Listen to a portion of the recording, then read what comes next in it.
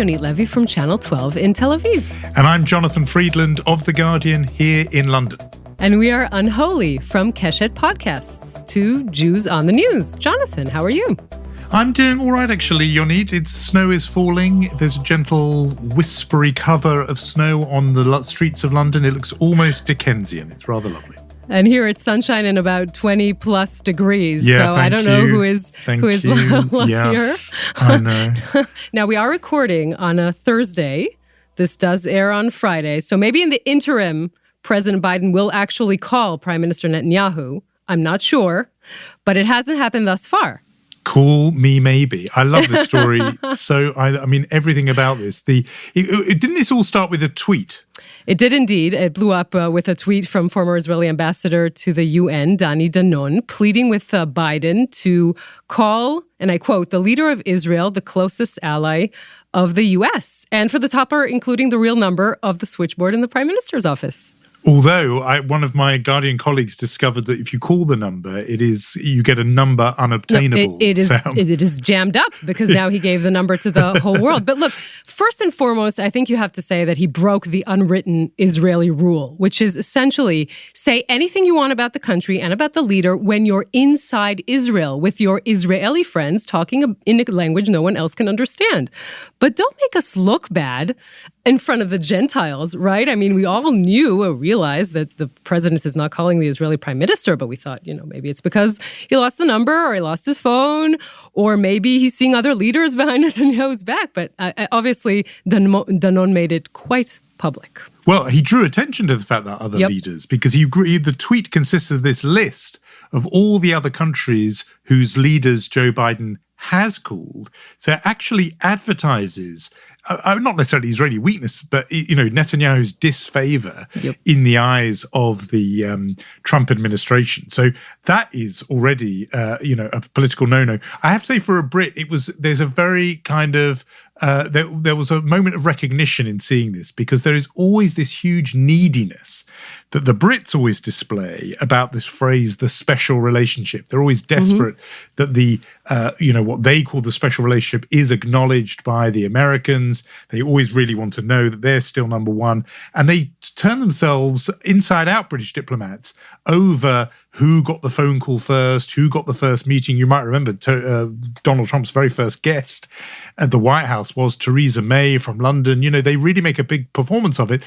And other countries are usually a bit cooler about it, I always think, from here, but not this time. I mean, to have an Israeli official or former official draw the world's attention to the fact that, you don't ring, you don't go. I mean, there was this great tweet, I think, from Seth Rogen, wasn't it? Saying this is the most Jewish tweet ever. Saying, what, you don't call anymore? Right. I mean, I think there's a future in comedy for Mr. Rogan. I really do. Remember how Henry Kissinger once noted that Israel has no foreign policy, only internal politics. So this story is proof of that. We have to maybe make note of the fact that Danon has a beef with Netanyahu. He's currently chairman of the World Likud. Has never been exactly Netanyahu's BFF, unless you think BFF means best foes forever. He was a thorn in Netanyahu's side. He was sort of kicked upstairs to a prestigious job in the UN. And now he's back, and he thinks he didn't get the prominent role he deserves, hence this tweet. So he's actually drawing attention to Netanyahu's weakness. Exactly. He's trying to make Netanyahu look bad, not Israel look bad. Well, that's a good additional layer, because the reaction from people who saw it was very much as if to say, well, look, this is what you get. You make your bed and you lie in it. Aaron David Miller, who was one part of the Middle East negotiating team back in the day, I think even in the Camp David period in 2000 and the Clinton period, he sent a reply to Dani Danon saying, look, a call will come, but a clear message is being sent. Netanyahu was Donald Trump's third call. To quote Dorothy, we're not in Kansas anymore. Meaning you made a big point of how close you were to Donald Trump. Your picture, BB, of you and Trump was your banner image on your Twitter profile right until January the 11th, days after even the events on Capitol Hill. You clearly sided with Trump and therefore don't expect to get the red carpet treatment from the Biden crowd. And, you're not in Kansas anymore. This is not the halcyon days of life with Donald. This has changed. Go back to your usual place in line after being used to cutting the line. There's a new tenant in the White House. I have to just also point out that Asaf Sharif, who is the Israeli consul general in New York, reminded me of a quote by James Baker. Let's listen to that. If that's going to be the approach and that's going to be the attitude, there won't be any dialogue and there won't be any peace. It's going to take some really good faith, affirmative effort on the part of our good friends in Israel. Everybody over there should know that the telephone number is 1-202-456-1414. When you're serious about peace, call us. So this is James Baker, the then Secretary of State, giving the number of the White House to Israelis. He was exacerbated by their intractability of the Israeli-Palestinian peace process.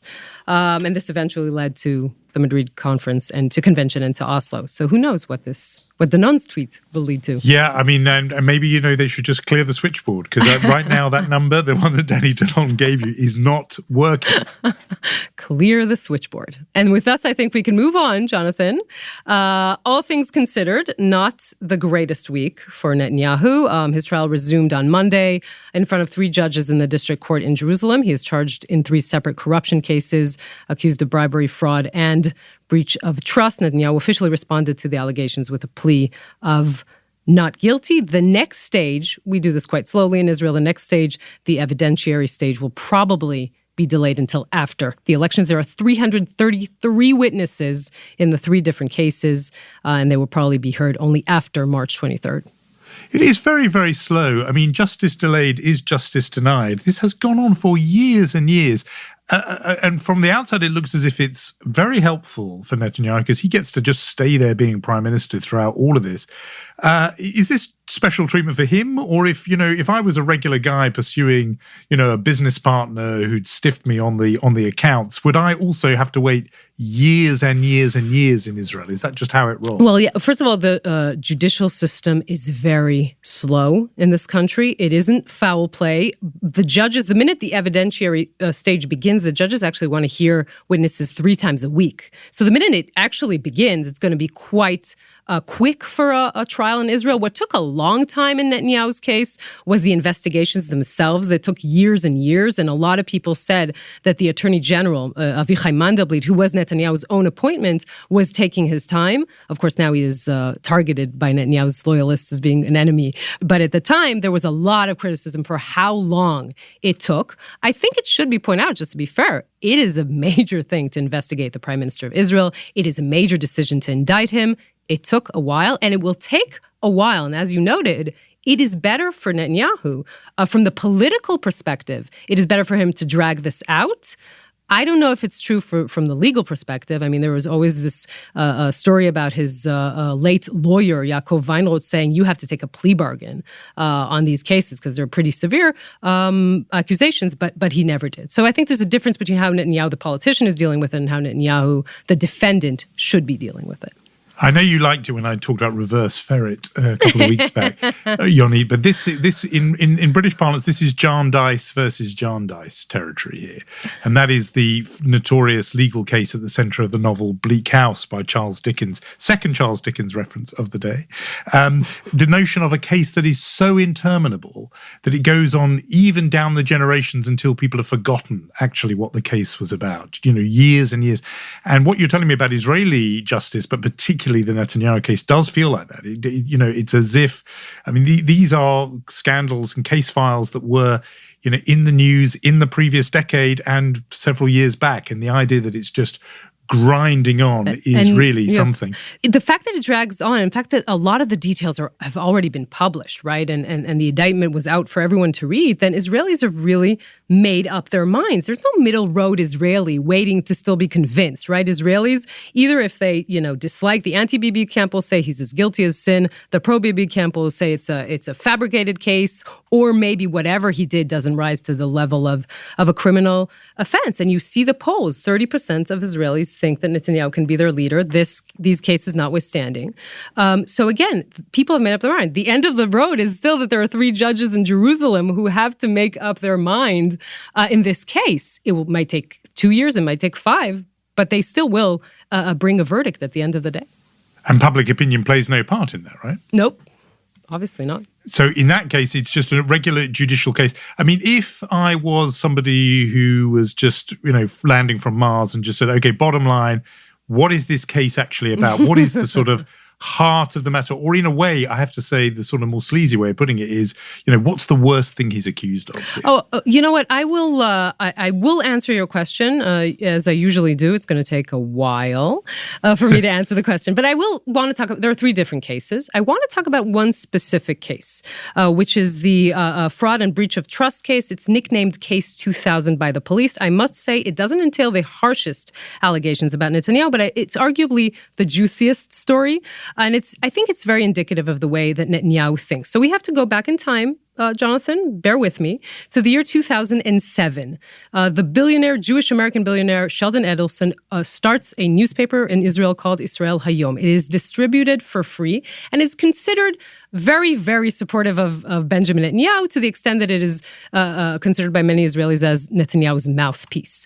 Enter in the publisher of the then most popular newspaper in the country, Yediot Acharonot. The name of the publisher is Noni Moses, and he is obviously very upset by the fact that there's a new kid in town who is distributing away the newspaper for free, thus, basically hurting the revenues of Yediot Acharonot. Now, increasingly, Bibi Netanyahu's supporters see Noni Moses, the publisher of this prominent newspaper, as the arch rival of Netanyahu, and his newspaper becoming more and more anti-Bibi, to the extent that Netanyahu's inner circle called Noni Moses, and I hope you're paying attention, they called him he who will not be named. Voldemort reference. Shh, don't say that out loud. Oh, I just said it. Sorry for younger listeners. No. Beautiful Hogwarts don't say it reference. out loud. But exactly, kudos to Mrs. Netanyahu for the cultural reference, but this is the way they treated this man. Now, somewhere around 2017, I'm fast forwarding in time here, sometime around 2017, we were beginning to get in our newsroom the story, it's still very mysterious and clandestine, about the police investigating Netanyahu meeting with a businessman. We don't know who the businessman is. We're running around trying to get the name. And then I remember this morning, it was January 8th, 2017, our legal correspondent runs in the newsroom with a huge scoop. He says, I know who he is. And we say, who? And he says, it's Noni Moses. Now, our jaws dropped. Again, this is the arch rival of Netanyahu, and Netanyahu met with him on several occasions. And it's mind-boggling to the extent that if you take it further, the accusation is that Netanyahu met with him.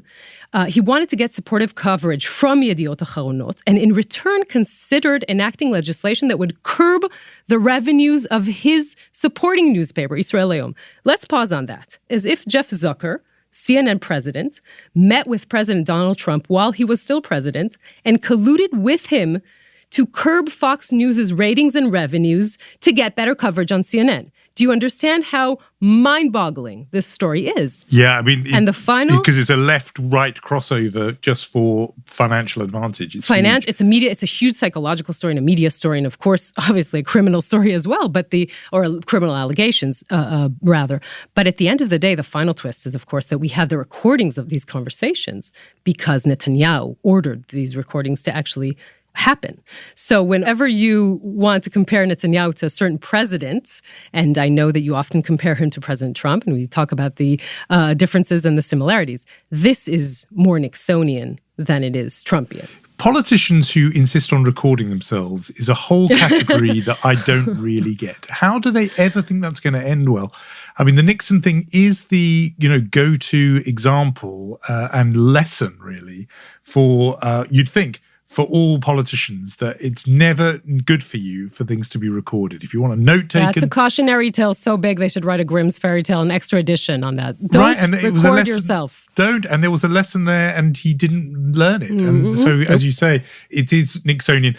I'm glad you mentioned the Nixon-Trump comparison question, because it's a good exam question whether Bibi resembles more closely Donald Trump, or you've mentioned Richard Nixon, because, of course, we're all thinking again about Donald Trump this week, and particularly, I think, the parallel with Netanyahu, because while Bibi is in the dock in Jerusalem, Donald Trump is not physically, but on trial in Washington, D.C. at the same time.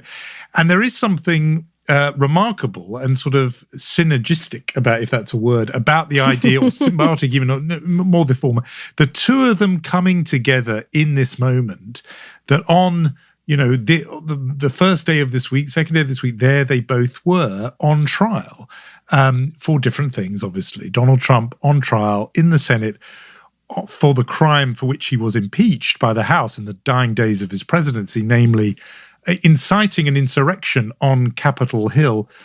And his jurors, his judges, aren't the judges in Jerusalem, pursuing a narrowly legal case. They are rather the 100 members of the United States Senate. So it's a very peculiar and, in some ways, uniquely American form of trial. It's more political than legal. But how appropriate that the era, the sort of Trump-Bibi era, it ends with these two people who have been like sort of twinned in a way, both on trial. And what's so interesting, I think, is it teases out the similarity between the two of them, but also a difference. I think it was often sort of slightly lazy where people said, Netanyahu is the Israeli Trump. And I think Trump himself encouraged that. He called Boris Johnson Britain Trump. I think he meant Britain's Trump. But he liked the idea that there were these sort of mini-me versions of Trump around the world aping him. And in some cases, that was accurate. But with Bibi, I always think it was very inaccurate because Bibi got there first.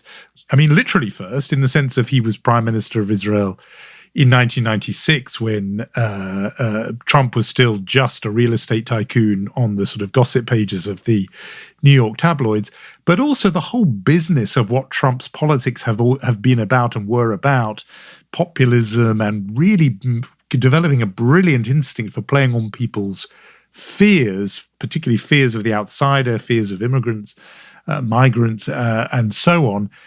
Bibi really has the copyright on that. And so, I always felt that Trump was really Bibi in English rather than Bibi Netanyahu was Trump in Hebrew. It was Donald Trump who was Netanyahuian rather than Bibi being Trumpian. Yeah, and now it's really come together in the proceedings going on in Jerusalem and in Washington this week. Yeah, I mean, that basically Trump was the one taking the page out of Netanyahu's playbook and not the other way around. I think we should say that Netanyahu is markedly more sophisticated than Trump. Case in point, he is still in power, right? I mean, he's smart and he's knowledgeable, and he has held several positions in government over a course of a 40-year career. He isn't Trump. There were similar tactics, more so in Netanyahu's later years, but they are different men. And I think the similarity also goes to the fact that they both kind of swallowed up the political sphere in their countries, right? So that nothing exists besides them. Either you like him or you hate him. Of course, the U.S. is moving beyond that. Israel is still very much in that sentiment. Yeah, I think the mastery in particular of communications, television in both cases, and social media particularly in Donald Trump's case. But yeah, that's absolutely right about the sort of gobbling up the oxygen in both societies. I think you're again right to give Netanyahu more credit for sophistication and for intelligence. Actually, I mean, he's not a stupid man. He's a well-read man, etc. And Trump very much the opposite in terms of reading and the kind of wider knowledge. But the big difference now is these proceedings, because, as you've said, Netanyahu's one is strictly legal. Donald Trump's is political. And just as you were citing those opinion polls in Israel that people have more or less made up their minds about Bibi Netanyahu, in America, I think those 100 jurors, it's a stretch to imagine any of those senators have not really made up their mind about Trump and about what happened on January the 6th. And so therefore it's an odd form of trial because, are these people even persuadable? Nevertheless, the Democrats are going for a very powerful, emotional sort of case. They've been showing these videos of what happened on January the 6th, some of them very shocking, some footage that's not been seen before. And it does make you think that even though officially the procedure is in the room, the 100 people in the room, actually they are also addressing the court of public opinion and trying perhaps to ensure that Donald Trump is so tainted by this proceeding that even if he is acquitted, he is permanently stained in the mind of the American public in time for 2024, and that the Republican Party itself will carry a kind of mark by having stood with him. So I think that's the Democratic play. In both countries, it's legal, it's political, it's a mix, but there is this remarkable symmetry between the two of them. Yep, he always spoke of a special bond between the two, Netanyahu. I'm not sure this is exactly what he meant. Yeah, perhaps he didn't have this in mind. Well, at least Trump called him, is what I'm saying. Moving on to the issue of vaccinations in Israel. We haven't talked about this since last week, but we still need to say that this is taking an interesting twist here. I mean, the vaccination operation is in full swing, but the momentum seems to be slowing.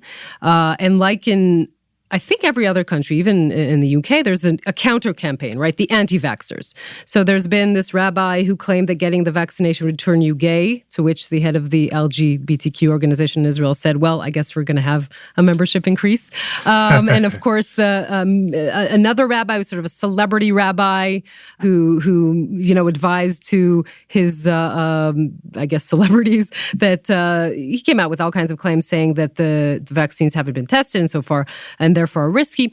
That's a part of what's happening here, but I think the other part is that there are certain minority groups, and this is the bigger story. The ultra-Orthodox, the Arab Israelis, and interestingly, the immigrants from the former Soviet Union, all with their own reasons to deeply have suspicion and distrust towards the institutions of the state, and they are not going to be vaccinated. So 51% of the Israeli Arabs, 49% of the immigrants from the former Soviet Union, 42% of the Haredim are saying they have no intention to go and get vaccinated. Those numbers are pretty staggering. They are shocking numbers. Something parallel is going on in other countries. Here in Britain, I live in a neighbourhood in London, in Hackney, where the local vaccination centre, which was making great progress, closed down for 3 days last week because of lack of attendance, people not turning up. And this is an area that has a very huge, very large black and minority ethnic population and a large, we've talked about it before, large Haredi population. So there is a parallel here. The take-up among minorities around the world seems to be a problem. What's, I think, puzzled people who are not in those minorities is what exactly is the fear, given those same communities can see that the majority community is getting this vaccine. So in other words, if there are, and we know that these exist often in some of those communities we've mentioned, sort of conspiracy theories that say, this is really a microchip that's being embedded in us, and it's, or a narrative that this is particularly targeted to weaken our minority, whether that's black or Asian, or in the Israeli case, Arab citizens. How is that squared with the reality that, the majority of the country are routinely going in to get vaccinated? Do they, is the claim that somehow the vaccination will be different vaccine will be used against, say, Haredim or ultra-Orthodox Jews or Arab citizens of Israel? How exactly is that sort of working as a narrative inside those communities? Not only are these communities not going in large numbers, these are the communities, in Israel at least, that are hit the hardest by coronavirus, right? Same here. It's amazing that these communities, again, not all of them, but a lot, are not actually reaching for the easiest solution there is. And I think, first, there's a lot of fake news going around, especially in the Arab Israeli community. And when you add to that, again, this sort of deep-rooted distrust of the system, of the institutions, this is what you get. They think it's not, it's not going to hit them hard. It's not going to be serious. Again, most of the sort of older population in Israel has already been vaccinated, so it's more the younger kind of part of all of these communities. they prefer not to. I can't understand it myself. I don't understand. I can't put myself in their shoes. But this is what has been going on here. I mean, the good news is that 40% of Israelis have been inoculated with one dose at least, 28% with the second. Schools have opened today. The numbers are still very high, so I don't know how that will register inside this whole mix, right? Because obviously children under 16 are not being vaccinated.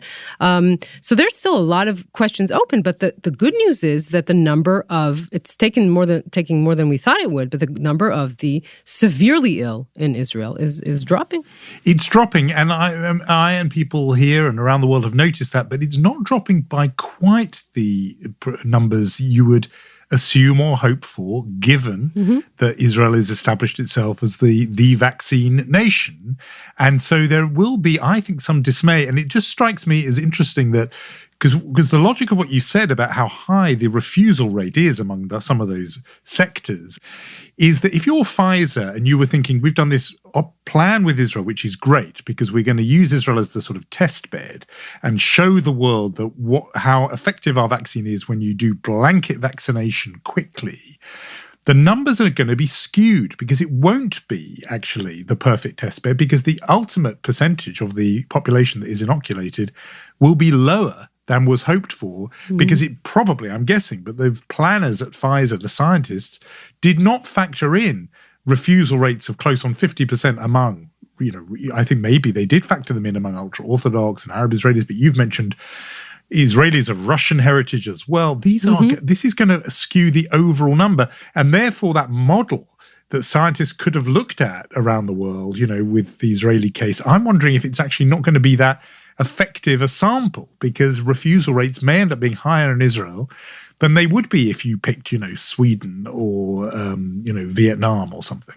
Why are you now picking Sweden and Vietnam? Stay here. I'm just saying, don't take the vaccinations away from us. No, I'm going to make the case for the Israelis for a second and say that after all this, still, there are almost 100, yesterday 139,000 Israelis being inoculated. The numbers are still very high. There are still a lot of Israelis going for this a great option of vaccinations. And I think there is enough information that you mentioned Pfizer and what they would want. There's enough information that says, and this is important, right? We didn't know this for sure in the beginning, that the first dose is not enough. You need the second. And I think a lot of the calculations Israel had, not only Pfizer, were related to the fact that they thought that people were immune or mainly immune after the first dose, and they discovered that you need the second boost, which is important. So I think we still give the good data here, even though some of us are intransigent, but Israelis are still giving out the good data.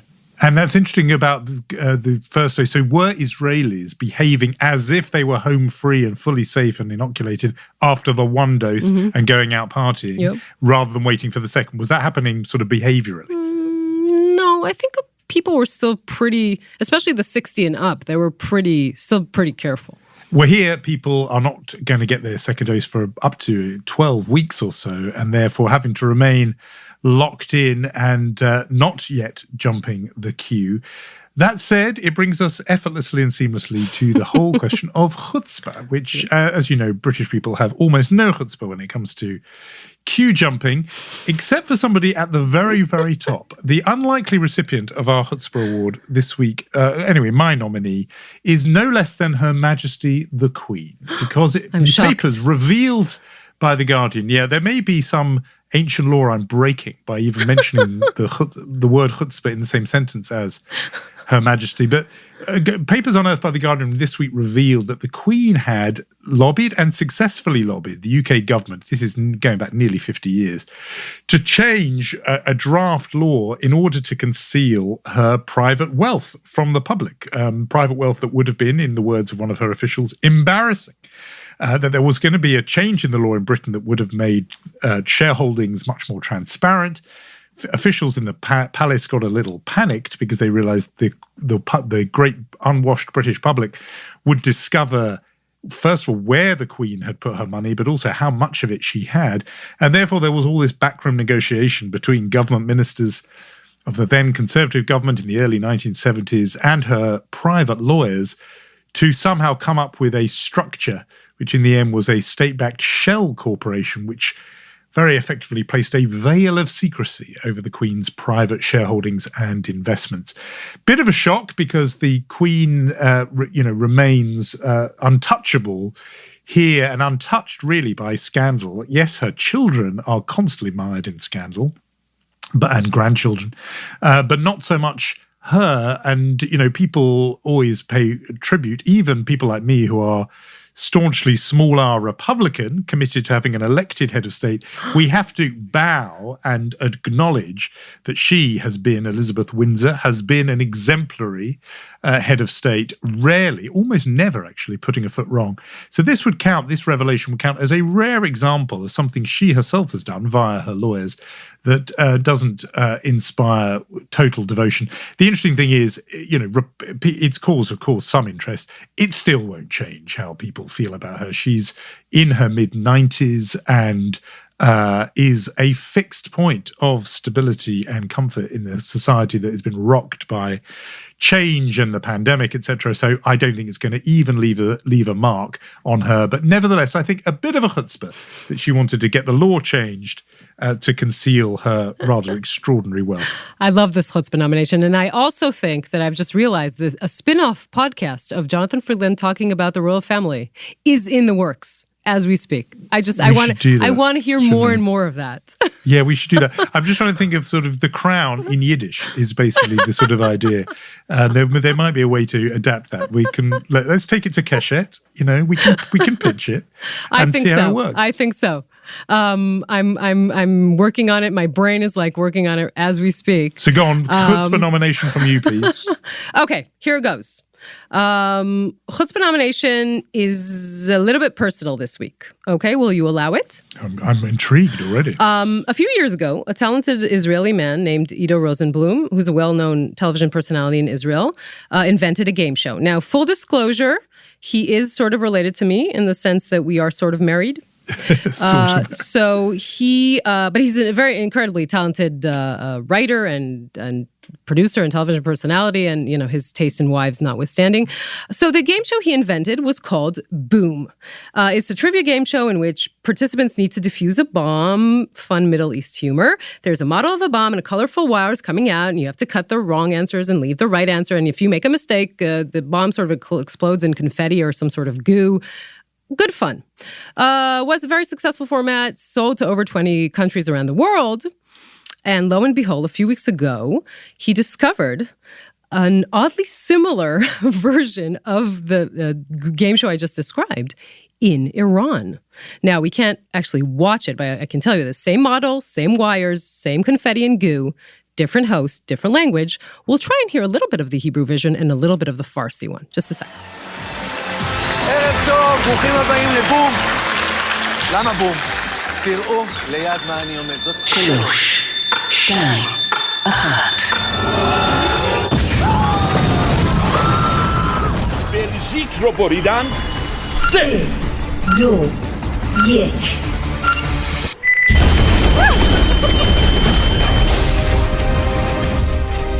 The show is called The Wire in Iran. They created it a year ago. I don't want to say they stole the Israeli bomb. They maybe borrowed it. But definitely, I think Iran steals Israeli bomb. Best version of that story you could have thought of, right?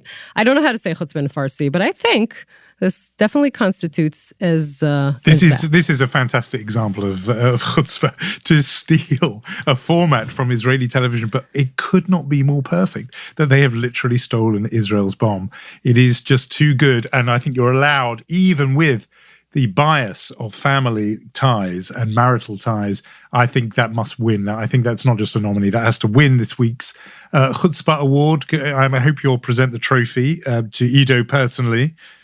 The trophy in the form of a bomb, of course, because that's what we're giving out this week. Look, what you do in your own time, Yonit, is up to you. That's between you and Ido. But I think you should present that award to him.